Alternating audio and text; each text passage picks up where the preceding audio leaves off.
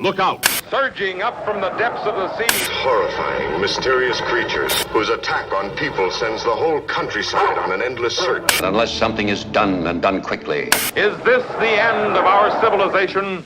You'll pioneer with us the perilous descent into the unknown. What does that mean? What are you even talking about? A deep, penetrating dive. In the last calm and reflective moment, before the monsters came. Humanoids from the deep dive. Welcome to the new podcast, Humanoids from the Deep Dive, where we dig deep into the meanings and context of your favorite monsters and monster movies. Each episode will see guests and myself give our take on an important movie monster and or film, and what we think it means using everything from history and philosophy to films and folklore. Future episodes, including this one, will sometimes have recommended films and readings for the interested viewer. Today's episode will be covering one of my favorite creature features of all time, and certainly my favorite of the black and white era, 1954's Creature from the Black Lagoon, and its creature, the Gill-Man. Fans of the show can find us on Spotify, Google, and iTunes. You can also follow us on Twitter at HFTDD. I'm your host, Jeff Ewing. I'm an entertainment contributor for Forbes with bylines A Nightmare on Film Street and Shudder's The Bite. And I've written a number of pop culture philosophy chapters and co-edited books on Alien and Stranger Things. I'm really pleased to introduce two excellent guests for today's episode. Thomas Casper is a filmmaker, along with being the co-host of the Twin Shadow podcast, one of my favorites to guest on, and he's an all-around nerd and an awesome guy. So welcome, Thomas. Awesome. Thanks for having me. Thanks for being here. And Michael Vaughn is the author of The Ultimate Guide to Strange Cinema. He also runs the website The Video Addict, where you can find reviews and exclusive interviews at thevideoaddict.blogspot.com. Welcome, Michael. Hey, thanks for having me. So glad you could be here. The Gill-Man is one of my favorite creature designs of all time. We'll get into that and its originator, Millicent Patrick, for the 1954 film. But to kind of start off by summarizing what its debut film is, 1954's Creature from the Black Lagoon, the last original monster of the formal Universal monsters. Although I do think that the dinosaurs in Jurassic Park should qualify as Universal monsters, and maybe Jaws should too. Just a thought. The film is directed by Jack Arnold from a screenplay written by Harry Essex and Arthur Ross. Stars Richard Carlson as Dr. David Reed, Julie Adams as Kay Lawrence, and Richard Denning as Dr. Mark Williams. The Gill-Man was designed by Disney animator Millicent Patrick and played by Ben Chapman while on land and Raku Browning underwater. So the film takes place at first with the geology expedition in the Amazon that uncovers ancient evidence of a skeletal hand with strange webbed fingers that seems to provide a link between land and sea animals. The leader of the expedition, Dr. Carl Maya, Antonio Morena, orders his assistants to stay in the camp while he visits the local Marine Biology Institute. He reunites with a friend and student, Dr. David Reed, Richard Carlson, and the two acquire funding for a further expedition.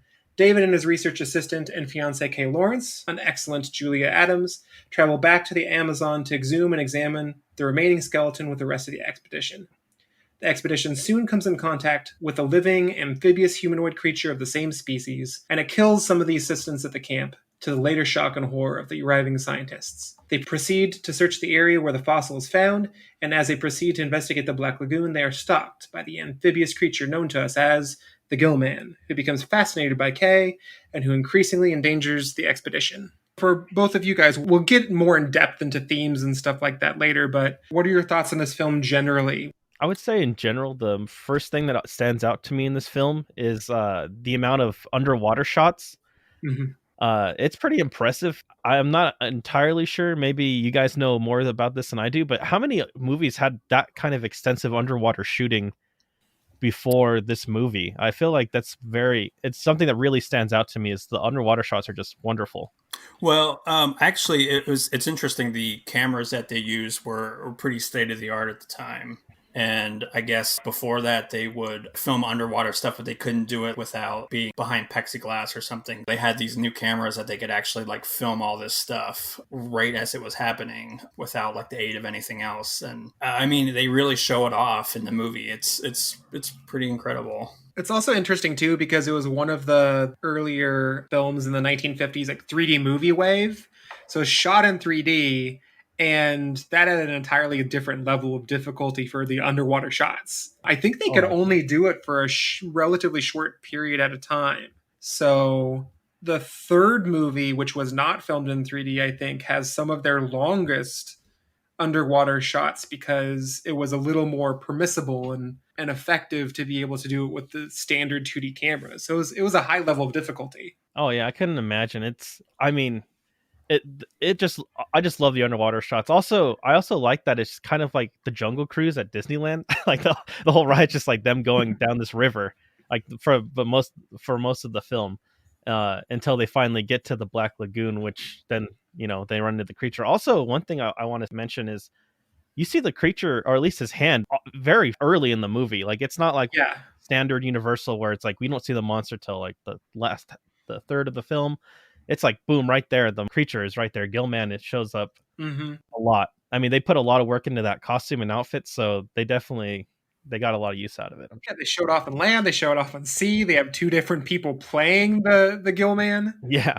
I think it's interesting how they also had strongly considered doing it in color, but I guess it was already, the budget was pretty inflated with like the 3D, which I think. I don't know if purists might not like this, but I actually think that this would be really cool in color. No, I think it would be really cool in color. I know I was reading that part of the reason it was in black and white is it's different colors. The underwater costume, if I'm not mistaken, it's like more yellow. So it would stand out more in the water, or at least maybe that's only for the second one, because I know the on land one was like more of a different color, at least for the second one. So that's kind of why they stuck with black and white. Maybe, I don't know. I think it would be awesome in color, like you said. I don't know how much we're going to talk about Shape of Water, but how that's like a kind of like a natural continuation for the series, I think. You are right. It is they're different colors. So the on land costume was a mossy green, and the underwater one was a yellowish color to help with lighting and shadows while they were filming, underwater. Yeah. So they would have had to have accommodated that. Yeah, exactly. Okay. Yeah. I was reading that because I was like looking at it. It's like maybe that doesn't make sense to me, because I'm sure green does not really stand out too well underwater like yellow does. Yeah. Right. I feel it's something that we could have easily managed now, but in 1954, the process of coloration and color correction is so much more elaborate. Yeah. Oh, absolutely. Plus, I mean, it probably just made it easier all around, because like you said, Mike had mentioned it makes it cheaper, right, to shoot in black and white. Yeah. So that probably adds a lot, because I think that this isn't a low budget film, but it's definitely not pretty expensive for the time, right? I'm not sure, but I know that probably like the 3D, like I said, the shooting it in 3D, I guess, was like two different cameras, so that was probably like at least twice the normal cost of a movie, probably. Right. Yeah, it was profitable, but it definitely had a heavy upfront cost. I'm trying to find it. Yeah, I was just looking for the budget myself as well. I just saw the box office, which it made 1.3 million, which I'm not entirely sure if that's great for the time, but I mean, I know this movie's made waves. Sorry for the pun, but yeah, I'm curious to know what you guys think about the other cast. Like I love Lucas, like just the captain of the ship, where he's just hey man, this is my boat. He puts a knife to the doctor's throat and is like, get off. If you don't like it my way, you can get the hell off the boat. According to one site, apparently is one of the first times moviegoers have seen like a full body monster costume that you can't tell is a person, and the entire film cost about $500,000 to make. Okay, nice. So it was profitable as long as they didn't spend too much on marketing. Not so bad. So how would you rate the movie? Out of flippers, how many flippers would you give Creature from the Black Lagoon? All right, so I'm giving this 4 flippers out of 5, I guess you would say. The only reason it doesn't get the full 5 flippers for me is I think there's some parts in the beginning where I'm just like, okay, come on, once we work the monster, once we're with Gill-Man, I'm completely sold. But like there's like a little bit there. I know that's like just the classic style of just setting up those movies. Yeah. But yeah, I mean, a solid 4 out of 5 for me. Yeah, I feel like it definitely, there are some repetition in terms of the reveal of the monster, where it's like a hand coming up. Oh no, never mind. A hand coming up. Oh no, where it just kind of stalls a little bit. But in general, we'll get to my review. But I think that's That's very fair. What about you, Michael? What are your thoughts? Yeah, I'd probably say a 4 as well. Not just probably echoing what Thomas said about it being a little shaggy in the first act. But then it definitely does pick up, and once we get into like kind of the meat of the action. Yeah. I'm gonna give it 4.5. It does have some leg in the first act, and it has, we'll get into this in a little bit, a few too many similarities in plot construction to King Kong. But I think what sells it for me is the detail and the inhumanness of the creature. It's way ahead of its time in terms of costume design, and they pulled it off swimmingly. We just got to sneak in as many of those water puns, as we can. You got to sneak them in if you got them. So are we diving into the next topic? We are. I'm going to give a little bit... thank you for that. Well, I'm gonna I'll try not to scale back my official. We'll just claw our way right to it. Excellent. No, that's perfect. I'm going to go ahead and give some context to the film before we kind of do a deeper dive into our, more detailed analysis. So for horror in the 1950s, it was a strange combination of post-war optimism and post-war fear, paranoia and trauma. American popular culture was still interested in monsters, but what monsters were popular and the themes really changed with the time as everyone got back from experiencing the horrors of war and the new technologies that were unleashed. So supernatural creatures that are small-scale threats like your Draculas and ghosts were less... they were less popular. They were less reflective of the times, whereas... By contrast, larger scale threats were increasingly popular. The major two monster types that really kind of emerged were these massive nuclear monsters that resulted from experimentation or the byproducts of nuclear testing. In America, you'll have them and Tarantula and Attack of the 50-Foot Woman. And obviously in Japan, you have one of the greatest monsters of all time, Godzilla, Rodan, similar creatures. And on the other hand, you have a lot of extraterrestrial invasion fears, like we would find in The Thing from Another World, The Day the Earth Stood Still, or 1956's Invasion of the Body Snatchers. So the creature specifically was kind of an interesting hybrid of it was a more scientific, naturalistic entity, but it still kind of fit within that earlier tradition of a localized threat. Really, it wasn't really part of the new trend, but it was still kind of cutting edge in how they filmed it with the 3D technology. It was very popular at the time, and kind of grew in popularity periodically. So the idea for Creature isn't entirely novel. So you have an Amazon expedition that brings back the forearm of a creature that was supposed to be long extinct, when a new expedition travels back by boat to find prehistoric monsters. That's absolutely the plot of Arthur Conan Doyle's 1912 novel, The Lost World. The one that inspired King Kong, and that in 1933, obviously, and then resurfaced in Creature from the Black Lagoon. But what's interesting is that didn't directly inspire the story initially. What cemented the idea for producer William Holland was he was at a dinner and was conversing with Orson Welles, the cinematographer Gabriel Figueroa, himself as an actor, and a bunch of other folks.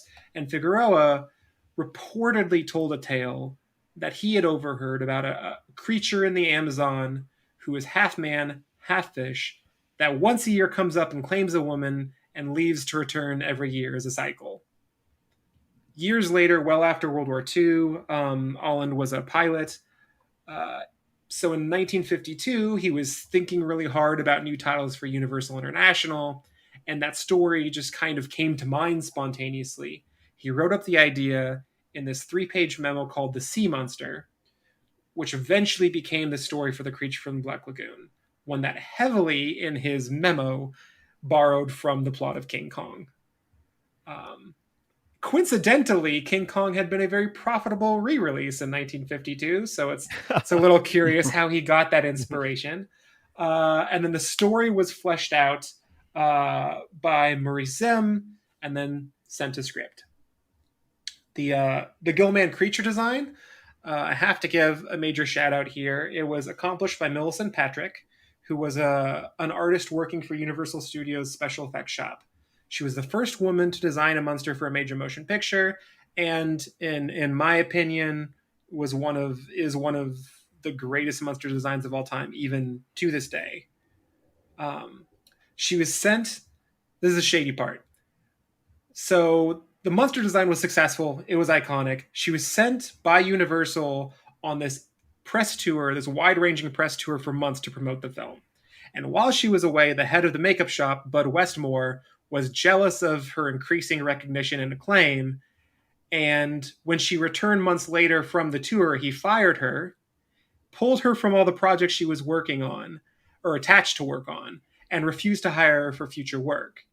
She never designed another monster or anything else ever again, and her name basically faded for decades into obscurity while the creature became an icon and Bud Westmore largely took the credit. And her name doesn't appear anywhere in the credits because they had a lot less extensive credits at that time.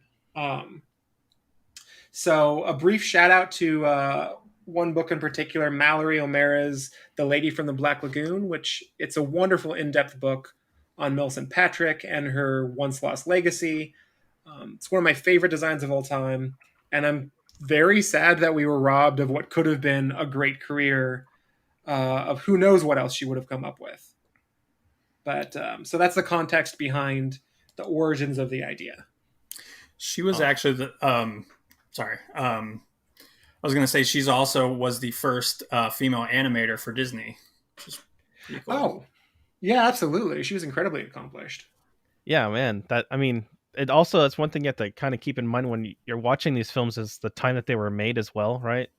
I mean, these were put together in early 50s. I mean, definitely different times. Hopefully things are better. I would like to hope so.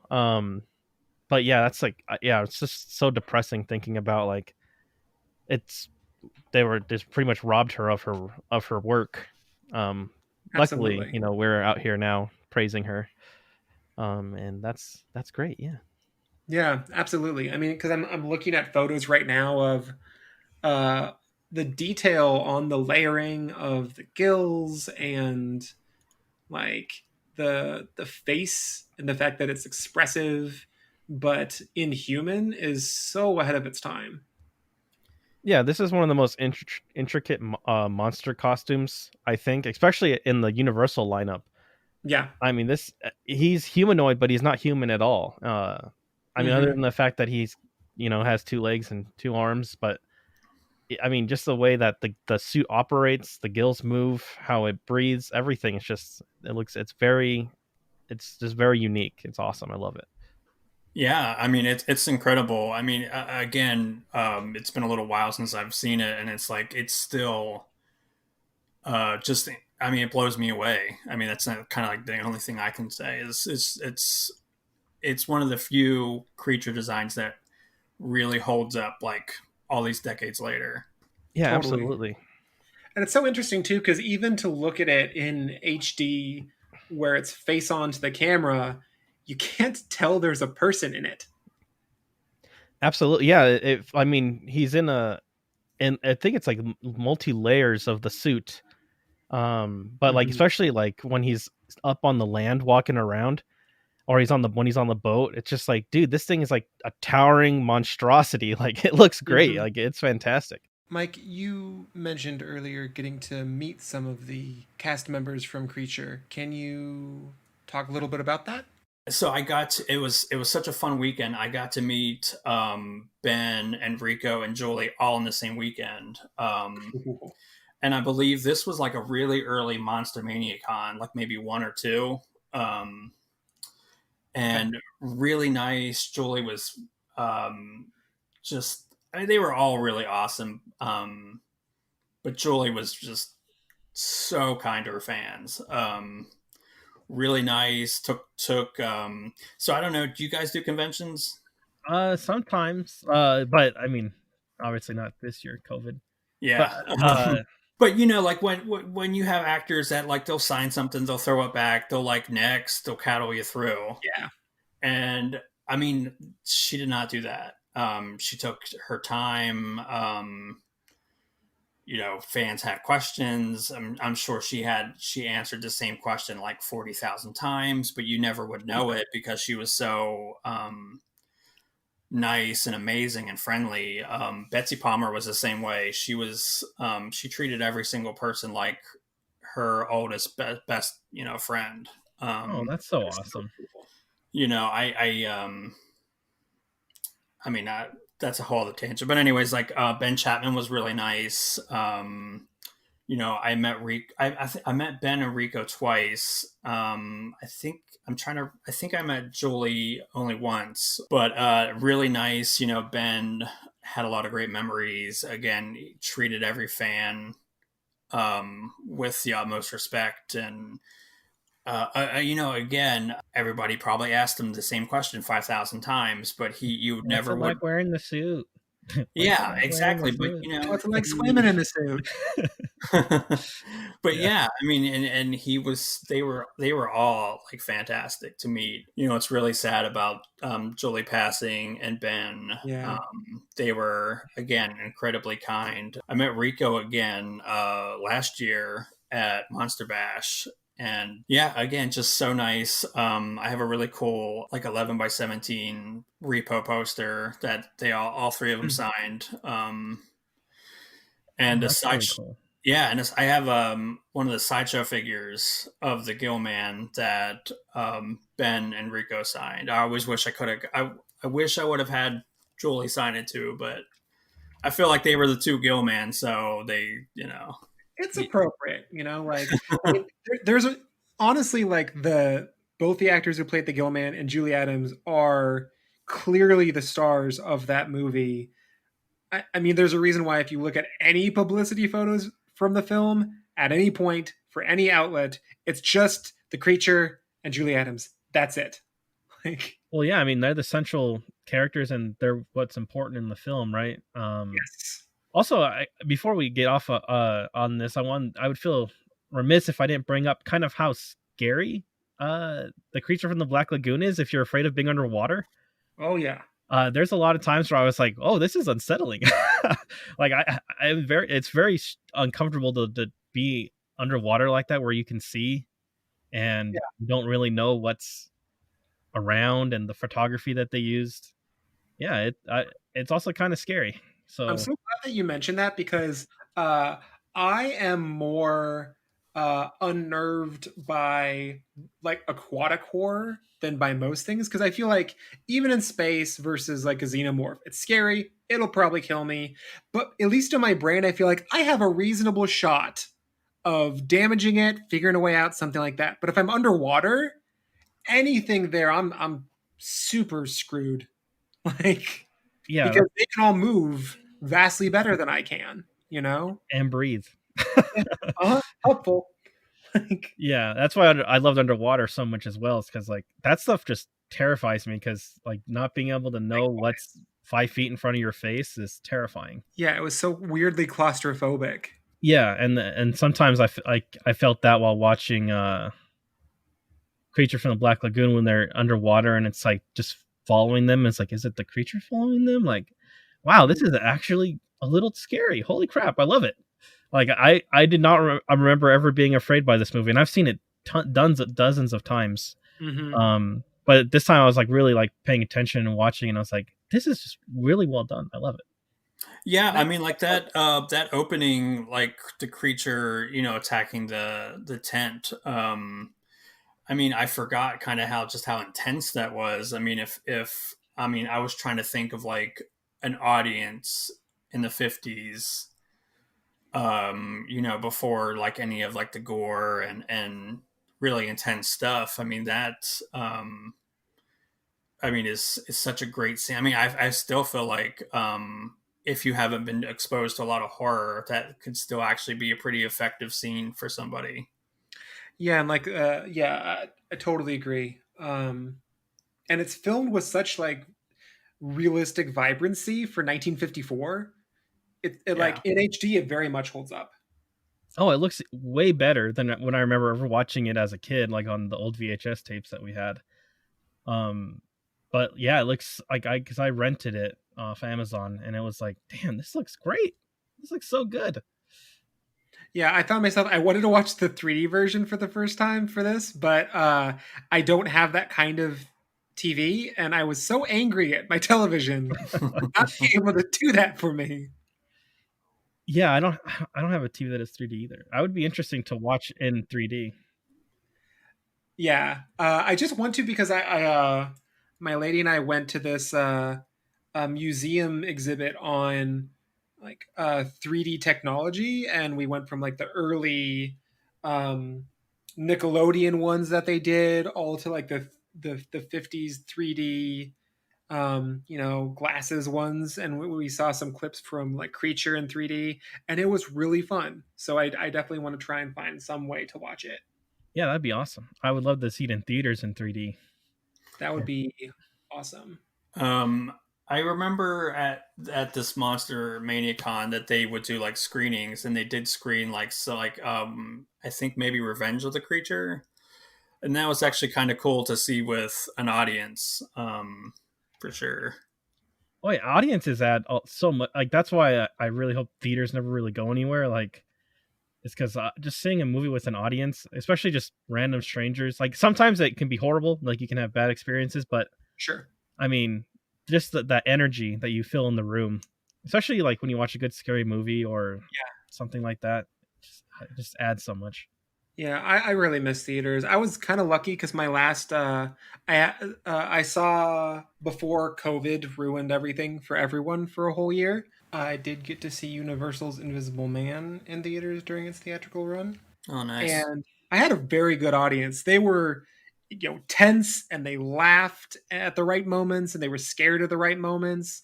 And it was exactly like that theatrical experience that you kind of hope for. Awesome, yeah, because when we saw Dark and the Wicked at the drive-in for the premiere, that was that kind of intensity where people are screaming out of their cars, and I'm like, yes, I feel it. Yeah, I'm excited for people to get to see that on a wider run. Yeah, I can't wait. I hope people don't think I overhyped it. No, it's scary. It's good. Yeah, Mike, have you seen Dark and the Wicked? No, I haven't seen. No, I've heard good things. I am completely obsessed with that movie, so I would highly recommend seeing it. Yeah, it comes out 11/6. Yeah.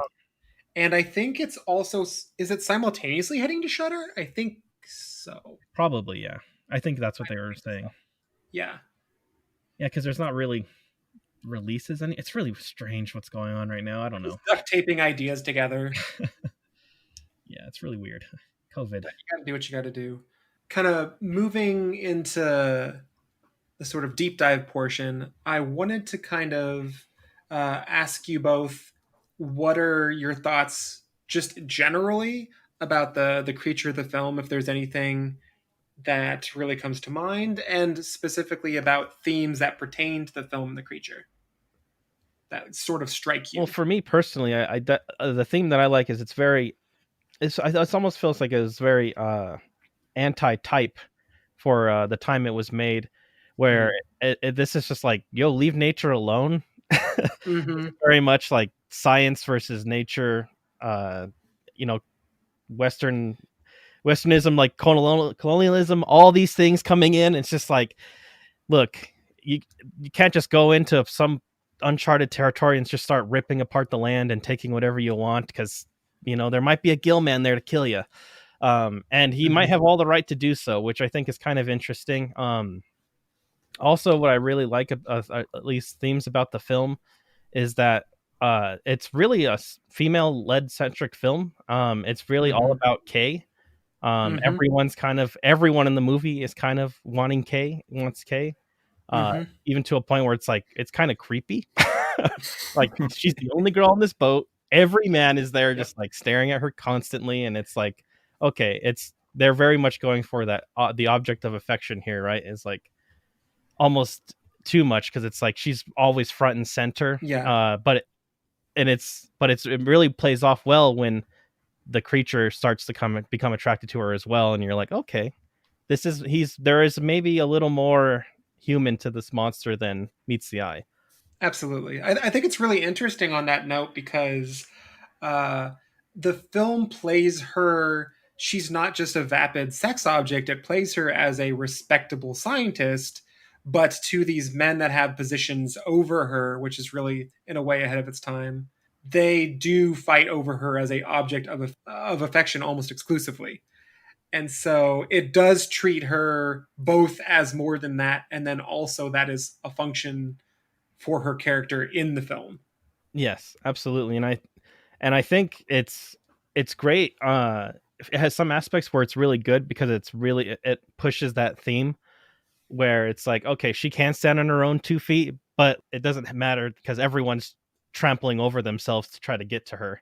Mm-hmm. Like there's a scene in the film when she's just like swimming in the water and they're like, come back, you're too far. So they like pull up the anchor and they're like going over there, and it's like, dude, she's like 10 feet from the boat. She's fine.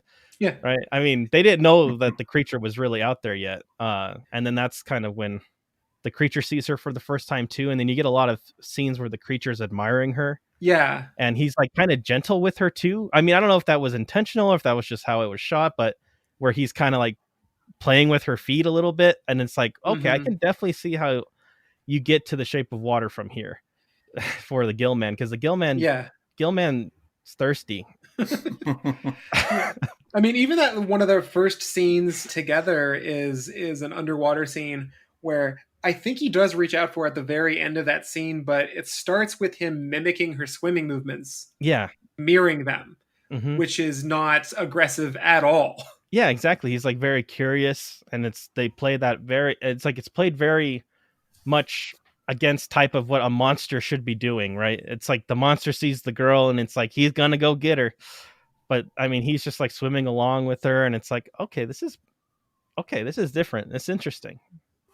Yeah, it's almost more like he's more curious than menacing. I mean, I like that. Again, our sympathies definitely lie with the Gill-Man. I mean, he's not.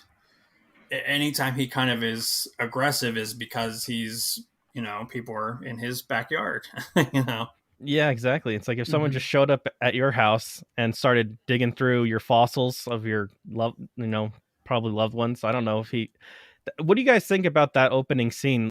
Is that hand like a relative of his? How long did the Gill-Man live? Do we know? Is that something? Think we do know. I mean, hypothetically, he could be alive for a long time, but it was largely fossilized, so I would take it as ancestry.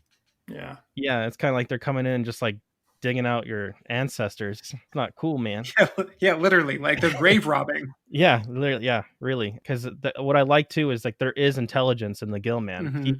He definitely, the Gill-Man thinks about things. I mean, it's really cool. Like it's really interesting when you think about how he's like really also one of the only universal monsters. I think maybe the only universal monster that isn't from transforming as a human originally into something else. Yeah. Yeah. I think that makes it very special. Yeah, exactly. If anything, he's the reverse, where he is transforming to more human. Yeah, as the films progress. Yeah, definitely. Yeah, by the third one, they like pretty much make him human. It's kind of crazy. That's weird. I want to get to that too when I talk about my theme. But was there any themes or aspects of the film that really strike you, Mike? I think it was kind of interesting rewatching this. With the great opening scene with the creature, the point of view of him attacking the camp. And, it's interesting how, it's your story of people that clearly don't belong in a certain area encroaching, again, where they're not supposed to be, and bad things happen. I mean, we see that in like a lot of horror movies like Texas Chainsaw Massacre or The Hills Have Eyes, but right. I don't know if that's the earliest example of that trope, but I mean, it's definitely interesting to kind of trace it back to Creature from the Black Lagoon as far as Westerners going into,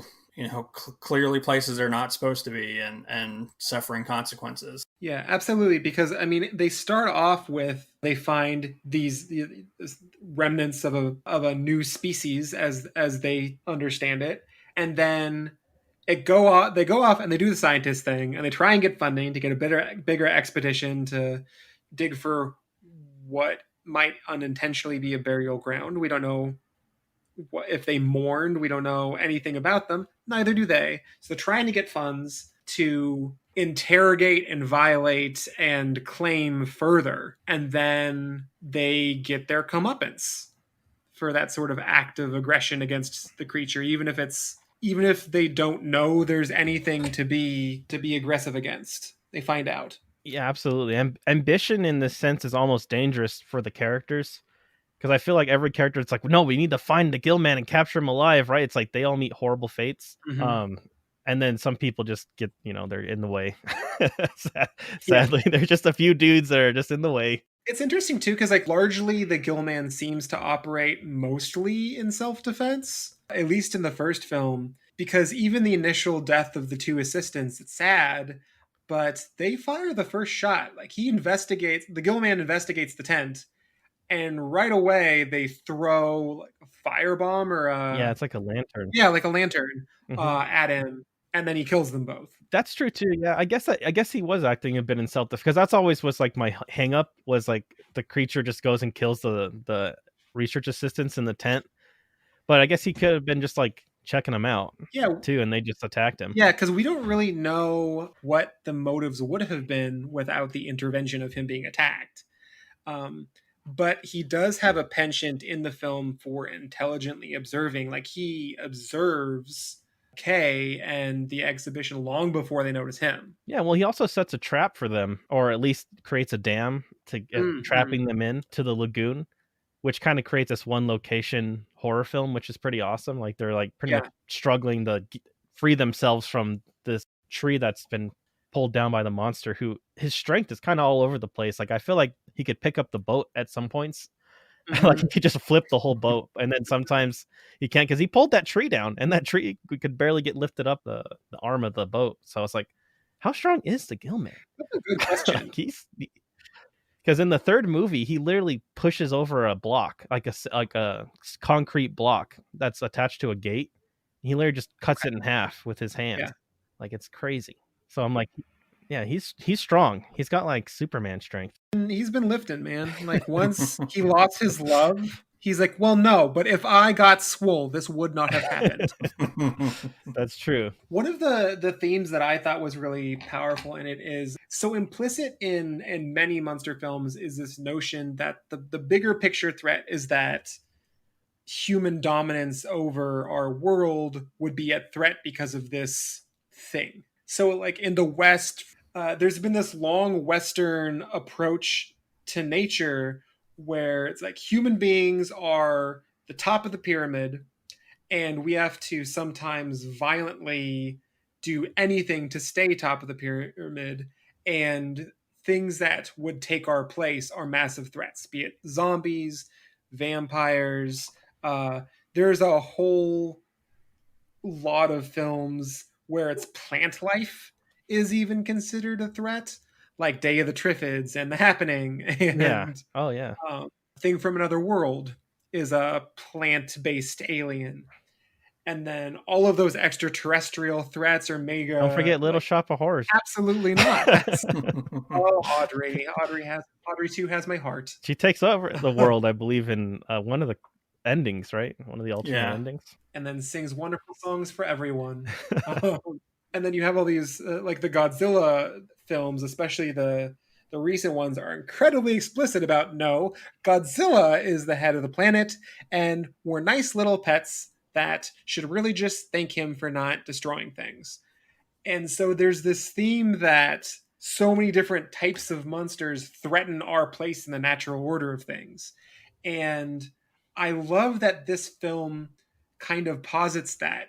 Even in the first one of the rationales for studying the creature is that it's kind of halfway between this amphibious evolution and a humanoid evolution, almost like the missing link between our distinct species and the aquatic life that came before.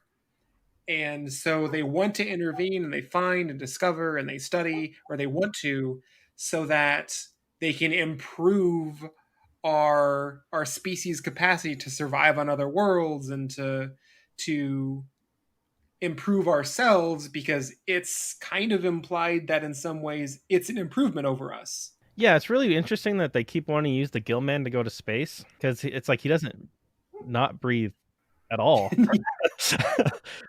But yeah, you're right. Like their whole idea is they want to capture him and study him to advance the human race in a sense. Right. That's definitely the theme of the third film. For you guys out there, Mike, have you seen the third one?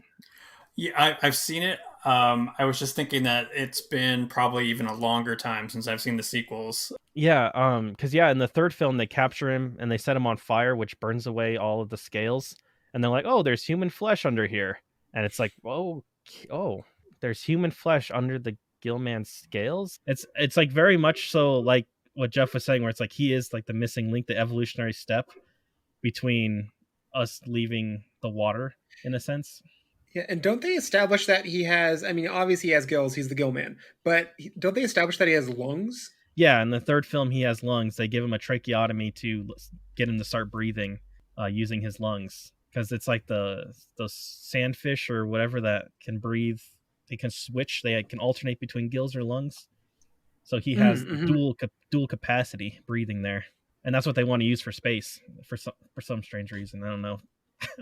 It makes sense if you think about how gills allow you to breathe oxygen underwater, and in space there's no oxygen to breathe because it's not made of water. But hey, it's 1950 science. What are you going to do? That's true. I mean, I just think it's so. I just thought it was comical when you're watching the movie and it's like you see the Gill-Man, you're like, I could use that guy to get to space. Like, what?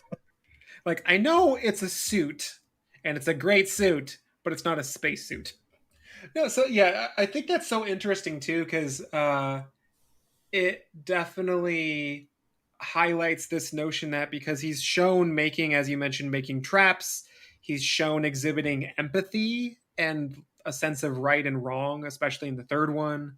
They give him increasingly human traits that just underscore that he's not really different that much from humans in the things that we rate ourselves as above nature by. He just has extra things that we don't. Yeah, and I definitely think that's part of the lasting power of the film is that the creature is much more than just a monster. And like with all great monster movies, right? The monsters are way more than just raw or eat things. I mean, those are fun. Don't get me wrong. Critters is great all day, but I want to you want to know more about the creature because you're like, wow, and I'm really interested to know like how developed is the creature. I mean, he essentially lives in those caves. Like maybe he has some posters in there like we didn't really get to see. Right. Yeah. I mean, I love how it's they keep it very kind of they keep you guessing, but they give you just enough kind of information to kind of hook you. So I think that's a great point. I mean, that's definitely, you don't need a lot of needless exposition, I think, which again, I think, Thomas, you were saying about how that kind of makes it such an enduring thing is because you don't really know a whole lot, especially like in the first film. Yeah, exactly. You're literally just, it's like, okay, you're curious enough to want to dig deeper. And then the second and third film go more into like, that's when it really takes the King Kong twist because they keep capturing him and bringing him to amusement parks. So those are way more, and then they're like trying to condition him and train him, and it's like, okay, we see where this is going, but I really just wanted to see what like the creature is like. What is the creature? Because the film leads you to believe that it's like, yeah, it could be other intelligent life, at our level or lower, or on par with us, right? It's almost like it's like, right. Okay, he's not human exactly, but it's like we're not the only thing. It's like very specious kind of idea, right? Like we're the only smart ones on this planet. There's nothing else out there. It's like, well, we don't know. I don't know. I like that idea. Yeah, and I mean it's interesting. Like it's like that kind of hubris. I mean, Jurassic Park is very much a love letter to Creature from the Black Lagoon. Where you have these scientists. You have people that think that we're top of the food chain, and the dinosaurs put us back in our place. I mean, it's a very, I mean, I could definitely see Spielberg being very influenced by Black Lagoon, not only just with like some shots from Jaws, but again, a lot like in Jurassic Park, there's a lot of thematic similarities. Absolutely. Oh, yeah. Yeah, I mean, and both of them really have a large connection to scientific hubris. Thomas, kind of like you mentioned earlier, how the scientists are invading, like they're colonizing this space they have no right to be in, and it puts them at the effective mercy of forces that they're out of their depth with. Yeah, exactly. I mean, there is that call to adventure where it's like, okay, we're gonna go and look anyway, right? That's like a very human thing. But at the same time, it's like once we get there, we just need to not start lighting things on fire and shooting at them. And like I think that's what I like a lot about I believe it's David Kay's boyfriend lover guy. Yeah, that's one of them. Yeah. Yeah, and he's kind of like, look, we should just get the hell out of here. Why are we still hanging around? And he's the one that's kind of like, don't keep shooting it at the end, right? Because I don't know, spoilers. The creature doesn't technically die, I guess. We don't really know like if the creature can die, because he just keeps coming back. So, and also we don't know there's just one. That's true, we don't. It's just they just theorize that it's kind of like trapped Loch Nessie style, right? Right. Yeah. We do know there was obviously at least one other one in the past, so we really don't. It could be an entire civilization for all we know. Well, it's interesting that they were trying when they were like doing they planned a really big remake in '82, and I guess one of the things that they wanted to do was like a female Gill-Man. They wanted to do like children Gill-Men. I mean, it's a shame that it never happened. Rick Baker was actually signed on. Oh, that would have been awesome. And they were actually Jack Arnold actually wanted to be involved, the original director. But they decided to go with Jaws 3D instead. I feel like the creature is definitely this long story of adaptations or sequels that would have been absolutely perfect that almost happened, because John Carpenter was attached to one at one point. Del Toro was attached to a formal one at one point. Obviously that didn't go. I think he's like, screw it, I'm making my own. Yeah, that's true. I mean, that's true. Maybe it's almost like a blessing as well, because it's not, I don't want to say tarnished by a string of cheesy remakes or anything like that, but it's not a franchise that's been just like buried in the ground. Like, it's definitely something we could still go with today. It would be something refreshing to see. It would be great, just like with Shape of Water. I mean, that won Best Picture. I mean, essentially, Gill-Man won Best Picture at one point. That's kind of awesome to think about. But what I think is just really interesting about the character and its lasting power is like, it is such a popular character. It's such a recognizable monster, but it doesn't have 1,000 movies. It has 3 plus Shape of Water. I mean, unless you're counting like Monster Squad and Abbott and Costello, the one that he was in as well. Like, but for the most part, it's like there's 3 movies and that's it, which is like really kind of rare in today's world for something that's so popular. Yeah, they didn't even adapt anything like it for Hammer, and they did at least one of many of the classic Universal monsters. They did like one werewolf one. They obviously had a bunch of Frankenstein and Dracula films, but they didn't do... There's even a Mummy. They did a Mummy. Yeah. There's a Hammer mummy movie as well. I think it's more than one. I think there might be... Yeah, there's like 2 or 3, I think. Yeah, because they did like the Mummy's Tomb, I think. Yeah, it may have been because it was so late, because I think Hammer was starting to make movies around that time. Yeah, like right? 57, I think, was their first one. Also, aren't the others kind of open, more copyright, more open to be made? Yeah, I don't know what that is like for Lagoon. Is Gill-Man and Lagoon like pretty tied to Universal? Well, I mean, the interesting thing is, Dracula is based on a novel. Frankenstein, same thing. So, since Creature from the Black Lagoon is as an original IP, they can hold the copyright. I mean, I feel like you probably could have. Yeah, I mean, I feel like you probably could have done a generic creature, and as long as it's not the Gill-Man. But I mean, it's Yeah, so that's why I always assumed that there was never like a Hammer kind of knockoff or copy of Gill-Man. Right. Let's talk about Shape of Water for a bit, because it does kind of take a version of the creature in its own direction. So to kind of summarize the plot for a bit for the listeners. So this character, Eliza Esposito, she's a cleaner at the secret government laboratory in America, and she's also deaf and was found at one point abandoned as an infant. She had wounds on her neck. She was mute, communicated through sign language. Fast forward, she works as a cleaner, and she finds out that the facility that she's in is housing this aquatic humanoid that they discovered in the Amazon region. And one of the people in charge of the asset is Michael Shannon's character, Richard Strickland. He's a U.S. colonel.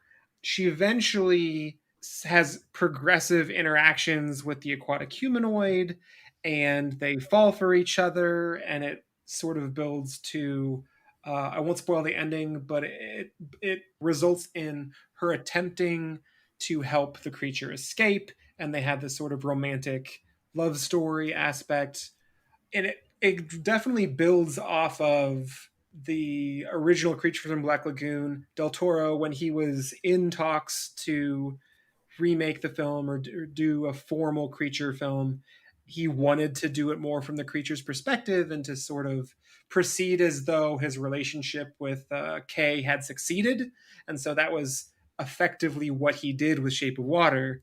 So do either of you guys have strong thoughts on the film? Yeah, I mean, it's great. I haven't seen it actually since the theaters, but I just remember my first impression is not only is it just incredibly well directed, visually it's amazing, but again, it's Del Toro likes to do these movies about the outsiders or the others, and Richard Jenkins' character is gay in the movie, and as somebody in that community, that really spoke to me. So right, and also he sets it in that time period where it's like, okay, like I said earlier, when you have to really think about when the original was made, it's like, okay, and Guillermo, I think was really smart by putting it. I think it takes place in the 60s. In 62. Yeah. So it could like I watched them back to back because I wanted to see like how much of but it's like almost a direct sequel. I mean, it could literally, like, if you put Michael Shannon in Black Lagoon and it's like he just captured the monster and brought it back, it's like that's where the movie kicks off. Right. And something that I really like too is it adds to that Guillermo always does that really good thing where he adds to the fantasy element, and he really pushes it forward where it's like you can just live a fantastical life type of thing, and it's just so interesting because it's like, okay, you have someone falling in love with a fish person, but you're like completely okay with it, and it's like actually awesome. And it's like, okay, cool. I'm like, I'm so for this. And it's so weird to say, like, I'm so for the fish fucking, but it's like, yeah, dude, it's awesome. Like, it's just, like it would be cool. You get it, amphibian man. You get some. Yeah. Yeah. Like who's to say what love is, I guess. I don't know. They're consenting fish and lady. Yeah, I mean, it's interesting that it's very much rooted in that kind of Beauty and the Beast kind of, again, I love Del Toro because he does these like modern fairy tales, and that's, a classic fairy tale that he kind of weaves into these like monster movies. But again, it's so incredible because like it's about the other, and as you pointed out, the 60s was kind of a Cold War, us versus them. So yeah, I just thought that was an interesting way he kind of woven all that together thematically. Yeah, exactly. And also everyone is on the outside, right, in his film. Like even Michael Shannon's character, who wants so badly to fit in, he really doesn't. You can even tell like he's not happy at home with his white picket fence and wife and two kids. And it's like, yeah, everyone is really, he's like kind of, no one's normal. Everyone has their weird quirks. Everyone is different. And I think that's one thing I really just love is every character in that movie is like got something weird going on. Yeah, I think it's so cool that I'm with you, Mike, that I love Richard Jenkins' character Giles because he starts off so not self-assured. He's just trying to get by in a world that is hostile to his identity, but his skills as an illustrator are pivotal to some of the events that happen in the film. Like he's his coming to terms with his own bravery is incredibly useful to the film's conclusion. And the other protagonist characters are, a mute Latina cleaner, Octavia Spencer Zelda, who's a cleaner with Eliza, and she's African American woman. So you have all these characters that are working class, that are of identities that wouldn't be empowered in 1950s, early 1960s America.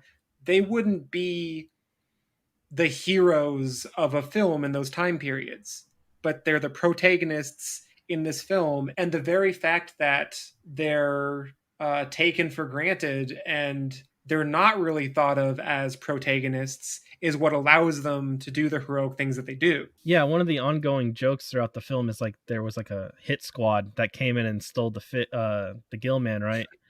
It's like They're like, oh, there must have been like 12 or 15 trained Russian operatives, and it's like it's just two ladies and Richard Jenkins, like, and it's like that's it. Like it's not Commando, right? It wasn't Rambo. Yeah, when like Michael Shannon is investigating, he's continually frustrated because at a certain point he starts to suspect, but it takes him forever to catch on because he's like, well, no, it couldn't have been. Right, yeah, because it's like it's playing against type, right? That's what I like, is like the whole idea of the film, and that's what I want to bring back, I guess.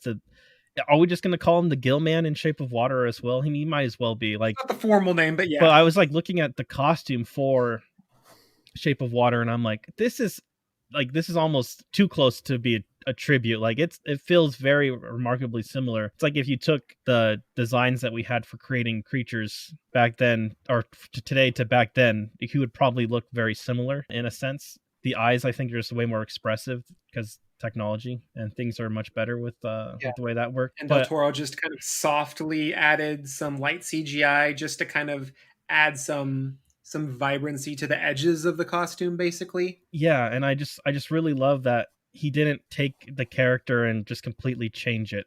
Now I'm like, okay, I want Del Toro to make more Universal, because I know they're really sticking to that, rebooting that franchise of all the Universal movies. So let's just give them all to Del Toro. I'm fine with that. Yeah, I mean, he was planning to do Frankenstein for like the longest time, and I think that would be just perfect for him. Yeah, I would love to see him, or at least if he doesn't have time to direct them all, like just be like producer, like Kevin Feige it. He just let him be the Kevin Feige of Universal Monsters. Yeah, I want a Guillermo del Toro extended universe. Yeah, that's what I want. Yes. And then another thing that I love about The Shape of Water is it kind of takes some of the post-colonial themes and some of the themes that I was talking about of the original, with it sort of being something above and beyond humanity, and that's the threat. It sort of takes that and runs with it, because the entire time Michael Shannon's character, he's saying, no, it's just an animal. It's just an animal. It doesn't matter if it hurts. It can't really hurt anyway. It's not, the Amazonians that, were in the area were speaking of it like a god. It's not a god. It's just a fish. And as it gets out, we see that it can actually do things that we can't even comprehend. And meanwhile, it had this happens early on, so it's not really a spoiler, but it bites off two of Shannon's fingers while he's abusing the Del Toro's Gill-Man, we'll say. And they get infected, and over time basically turn him progressively monstrous. Not in a he's transformed like Frankenstein way, but his body starts to get just more hobbled, and his personality starts to change. And so he becomes more monstrous as this creature he discounted becomes more godlike and more beyond humanity in some ways. And so it's really anti-colonial, because the whole Western colonial scientific, we know better than these Amazonians mindset was thrown in its axis. And then it also really flies in the face of human exemptionalism because it's like, nope, there's something out there you don't understand, and it's better and weirder than you. Yeah, absolutely. And that's along the lines of the main theme of the creature from the Black Lagoon and the original Gill-Man, right? It's just like, this is what he is. He's stronger than us. I mean, you're not going to beat him in a swimming race, that's for sure. But yeah, it's like, okay, we get it. Gill-Man, you got it, man. You want some ladies? We'll line them up. I mean, he cured baldness. He did. He can bring someone kind of back to life. Gill-Man can cure baldness. Think about that. He don't have hair of his own, but he can give hair. He doesn't take it the way he just giveth. Yes. Well, I mean, we don't know if he has hair. We never saw the thing open up. That's incredibly true. It was just pantomime, which I don't know what to make of that. That's one thing I do love about that movie is he shows no fear in going there. Because I think a lot of filmmakers, I mean, even myself included, probably would be a little hesitant to be like, oh man, bestiality is a word that should not be used around my movies. But it's not, and I don't know. It's weird. It's tough. I mean, that's maybe what the whole debate deep dive thing is, right? We're trying to figure out, is that okay? Is that interesting? I mean, I think it's pretty brave, but it is very interesting. I don't know. What do you guys think? Yeah, I mean, it's definitely some really big swings, but I think somebody like Del Toro can really, pull it off. If anybody can, I think it's definitely him. So yeah, because he pulls it off so authentically, where it's like it's not being played for a joke. It's not. Mm-hmm. I mean, if it was like an 80s slasher movie, right? It'd be like, oh, tentacles are everywhere. And it's like, oh, whoa. But this is like, it's played like, actually like, okay, he's treating the creature with the respect that it deserves, where it's like, this is just as humanoid and human as any of us. Right. Like in the 80s, you're not having a relationship with the tentacles, they're just this inhuman thing. But so like I think it's interesting to think about like the sort of the bestiality line, because I do remember some people being like, well, I'm a little weirded out because that's a fish man. That's not a human, or that's not a person. But technically, like if you look at philosophy, the difference, so human is the species, how we casually call the species that we are, right? But being a person is an entirely different thing. Humans are people, but technically, depending on the attributes that we ascribe to being a person, if it's intelligence, if it's a soul, if it's emotions, etc., other things can be people than just humans. It's like the reason why in Star Trek you can have all these different species that have relationships with each other that aren't human, but they are people. Yeah, that's true. We're completely fine with aliens. Yeah. Right? Like, we're completely fine. Like, every time Kirk goes and bangs the green alien or the blue alien, like, we're like, yeah, go for it, Kirk. Yeah, or in Star Wars, too. Yeah. Like, oh, you're dating that thing with the weird, like, head appendages? That's cool. But when we're like, oh, the lady on Earth is banging the fish dude. Oh, no. I think maybe just because, we know what a fish is, so it's something that's a little more closer to than like just an alien woman or an alien species, I guess. Maybe that's why it's a little more closer to home, but I think that's what's so effective about it. Yeah, I think it does kind of challenge our notions more than an alien does, because you're right, it's more proximate. Like, we have a framework that doesn't fit it, but that we can put on it. Yeah, exactly. And that's what I like about the original too, because it also, like, to bring back that it came out in the 50s, it's like this creature does love Kay, right? He loves Julie Adams. Like, he's absolutely enthralled by her. And just like in Guillermo's remake, where that's explored further, we see it's like, okay, the things that are outside of humans, like, they're showing this romance towards us. It's like, it's really fascinating, because all the other characters and the people of the time are thinking like, this isn't such an affront. Like, I think that's even used in Shape of Water, where it's like, he's an affront, because it's like, is he a man? Is he a fish? No, Lucas sees fish man. Lucas knows fish man. Yeah. Like, it's just really interesting in that regard, because, like I said, it's very interesting to see, because it's like, it's not I want to say it doesn't make me uncomfortable at all. It's just it's not something I would ever imagine seeing in a mainstream film. And I mean, and Creature of Black Lagoon gets away with it a little bit. Shape of Water just goes straight there, right? Yeah, exactly. And it's interesting that I feel like Crimson Peak kind of is this big sprawling gothic romance, and I feel like he was dipping his toes in the water as far as for The Shape of Water, of exploring another kind of almost like pseudo gothic romance. But in a very different way, obviously. But, I mean, again, you could still kind of see the parallels. And he's a big fan of, not only fairy tales, but like the gothic romance genre. Yeah. So it's also kind of interesting too, because like he's in a lot of his career, like I think that's definitely his sort of first major interplay where he's dealing with sort of interspecies, or I guess ghosts are not like a species, but love between entities that aren't the same thing.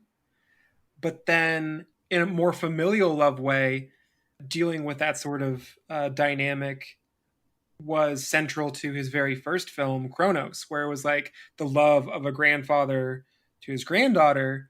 But even as he was a vampire, he was navigating his familial love as something that still had an impulse to consume humans, or blood at least. Yeah, absolutely. He's always that's what I like about Guillermo so much, is how he uses monsters to kind of show like more about humanity, I guess, in a sense. Because I mean, that's what all the best monsters do, right? They take aspects of humanity and heighten them to, fantastical levels. Like vampires, right? They're very much lust and, driven by immortality and power. And it's like, okay, cool. And then we see Gill-Man, who is he's kind of driven by lust as well. Maybe that's to further his species.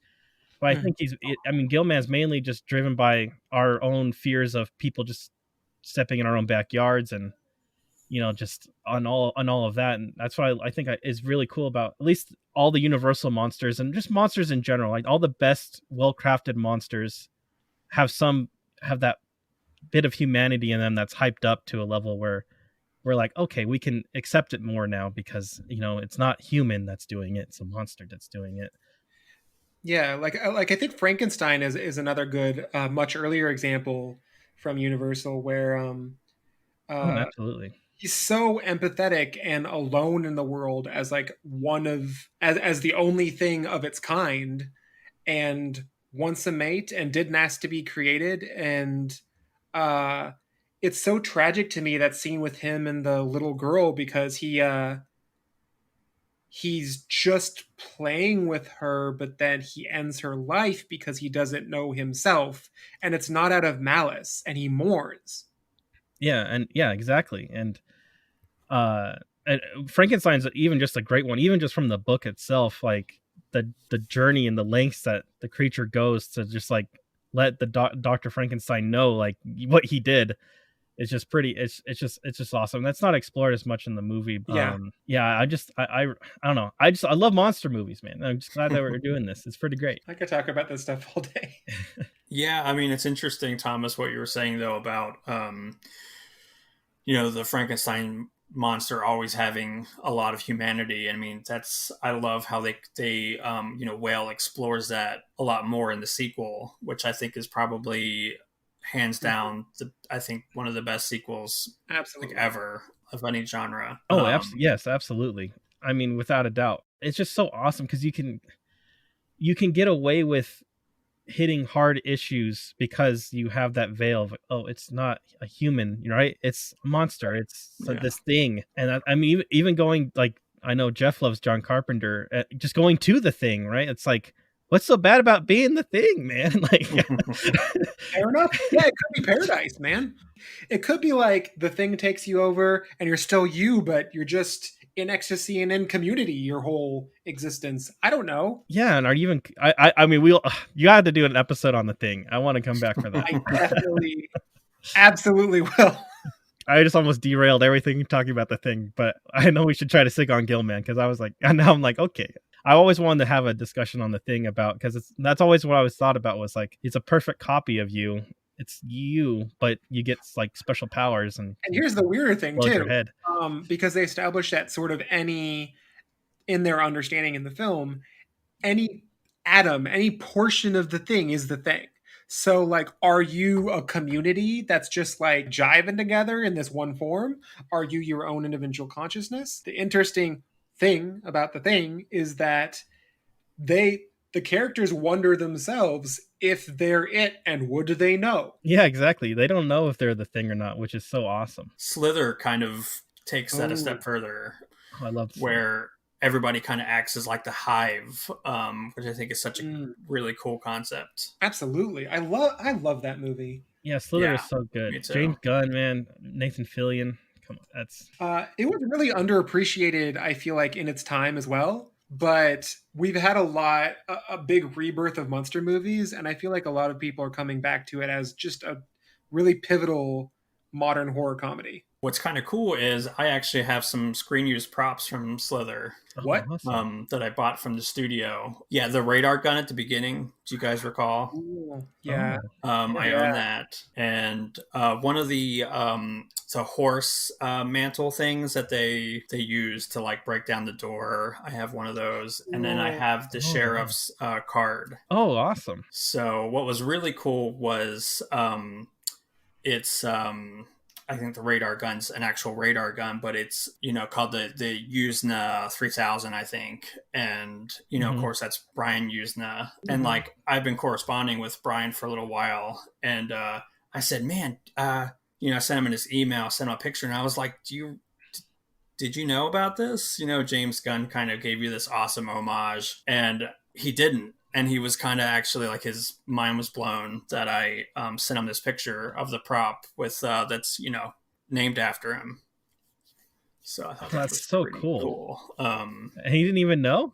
That's pretty awesome. Right? No, he didn't know, and I was like, I don't know why I was just thinking about it, and I was like, I'm gonna send him this picture and be like, hey, did you know this?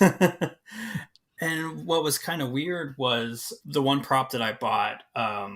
Was like the horse thing that I think was used to break down, or at least one of the props that they used to kind of break down the door. I don't know if you guys remember that scene.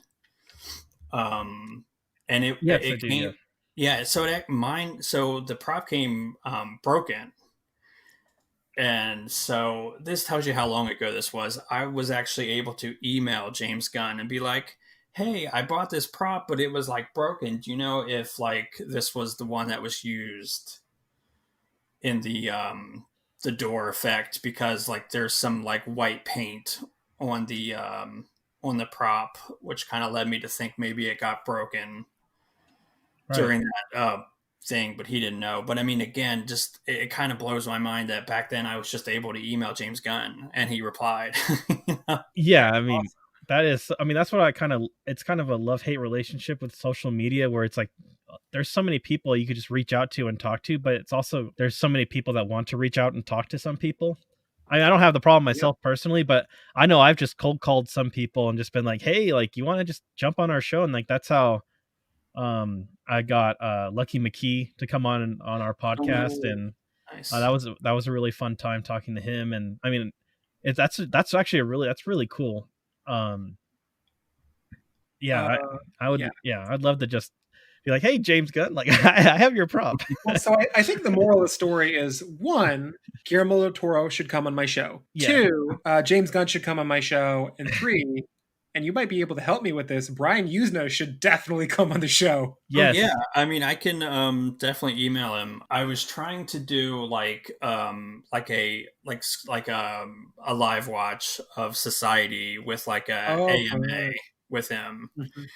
And I mean, such a nice guy. He was like, I can pop on Twitter for a little while, but they were doing a virtual birthday party for like one of his maybe nieces. So awesome. Came on for a little bit. That would be awesome. Like, I would love to chat. I mean, Reanimator is my jam, but I'd really love to talk like From Beyond or Society with him, because those are very monster centric. Yeah, I can definitely help you out. That would be amazing. I do want to give you guys a moment to pitch your what's next for you, what's going on. anything you'd like to pitch, and also how can the audience find you? So you can find me on Twitter at Strange Cinema 65. And as far as projects go, besides the one book out already, I have another book that's coming out hopefully next year about the history of horror on home video. So I'm really excited about that. Oh, awesome. That sounds great. Yeah. It was a lot of fun to write. I'm kind of in the editing process, but it's got some great interviews. I do a deep dive in some of like the really cool labels that are, currently running, like Severin and Vinegar Syndrome, and, highlighting some really awesome people that are keeping, horror and exploitation on home video. So it's pretty awesome. I really look forward to that because I feel like those are always the hardest movies to find as well. Like you have to know someone that knows that area because it's like there's just so much. The home video market is just too expansive. There's like thousands and thousands of movies, and it's like, what's good, what's not? What am I taking a chance on for renting or looking for? Because that's the thing. Like I really only take stuff like that. I definitely enjoy it, but I take it on recommendation only because there's so much. And I have a lot to do and not tons of time. So I'm like, oh, I want, to know if it's going to be worth it or if there's something that I'll like, even if it's terrible. Yeah, but you find some of the coolest movies. Like, I know this isn't exactly like that, but have you guys seen The Gate from the 80s? I think it's 88. Yeah. Yep. That movie's great. Dude, I fucking love that movie. I was like, there's no way I would have watched this unless someone had recommended it to me. Like, how the hell would you have found The Gate? Like, I don't even know. Like that movie is so great. When I did my film guide, it was a lot of fun because, I take a deep dive in like so many different countries and so many like bizarre, films that it's interesting. And, I was telling a friend the other day that all these films that were so hard to find to review in this film guide are like being re-released in these beautiful, 1080p. And I had to watch like really crappy VHS copies or, you know what I mean? It's really interesting. I know I don't know if you guys ever go to archive.org, I think it is. They just like save old things. Yep. And I'll just go there and like they have tons of like random movies on there. That is my jam. Yeah, I love archive.org. It's just all the old stuff that doesn't have copyright anymore or something. But I don't know. Who knows? Like there's just so much random stuff out there. But I guess I'll do my little pluggy part. Hi, you guys can find me you can at Twin Shadows Podcast. We do a podcast every week about filmmaking and movies and all that fun stuff. You can follow me on Twitter at TwinProd1. And I think that's pretty much it. And Mike, I want to invite you onto our podcast if you ever want to that would be come awesome. and hang out. We pretty much do once a week. We just get shit faced out of our brains and we talk about filmmaking and how hard it is, and we talk about movies. That sounds great. Sweet. So I'll connect with you after this and all that. And thanks, Jeff, for having us on. It was a really good time. And you cannot do the Thing episode without me. Noted. Oh my god, everybody knows that I love that movie, and I'm okay with that. That's perfect. Like if you need to have like 16 people for your Thing episode, that's fine. I just need to know I gotta be there, man. I could do 5 Thing episodes in a row. It'll be 16 people. We'll all try to figure out who's the Thing. Yes. Oh, and just one of us, I'll kick off one of us periodically, so someone dies as we're recording. It's like, wait, where did Mike go? Jeff. And then there was one. I just tore out of my clothes, the usual. And at the end, it'll just be like me and you two, and we just leave it like that. That's what it'll be. Yeah, I'm burning us all alive. We're not letting the Thing get out of here. Tied to this fucking chair.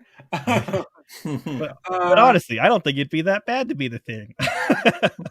You know what? I think that's the perfect takeaway because it's all about personhood, man. We assume that creatures we can't understand don't have it, and we assume all sorts of things that we're wrong about. Exactly. Just like Gill-Man. Exactly. Bring it home. I think that wraps us up. Once more, I'd like to extend a special thanks to our guests this episode and to all of you out there listening. From the dawn of recorded human civilization, we've been fascinated by monsters and the monstrous. They've inhabited our dreams and nightmares, they've been our protectors and our villains, they've symbolized our fears and vices, our hopes and potential. Fears of creatures and the night that nourishes them were key inspirations and fuel for the rise of human civilization, the need to get out of the shadows, behind the walls, and into the light. In many ways, understanding our monsters is an important part of understanding our world and ourselves. So thank you for taking this journey with us, we humanoids from the Deep Dive.